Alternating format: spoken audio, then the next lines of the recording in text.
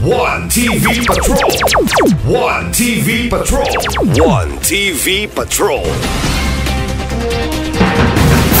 Mga aktibidad sa 95th Provincial Charter Anniversary sadya nga gibuksan. Ipanguluhan gayod mismo ni Governor Henry Sevilla Waminal ang opisyal nga pagbuka sa serye sa mga aktibidad sa pagsaulog o pagdumdum sa makasasayanong adlaw sa probinsya ang ika-95 katuig nga pagkahimong probinsya sa Misamis Occidental.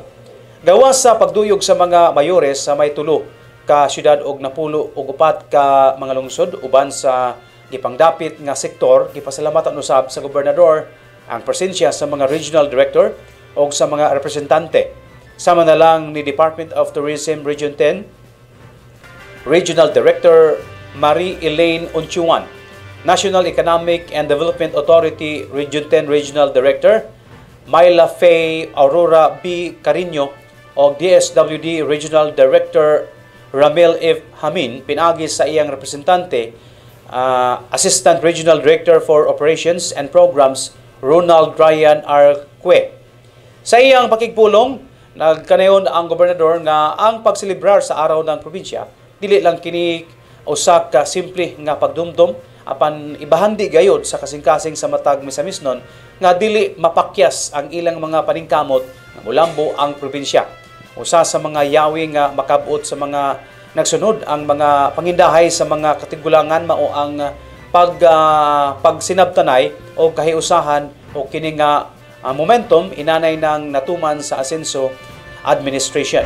Let this event remind that we are gathered here not just to mark another year in our province history, but to celebrate 95 years of growth, panaghiusa, ug kadaugan over the many challenges. This anniversary is more than just a milestone.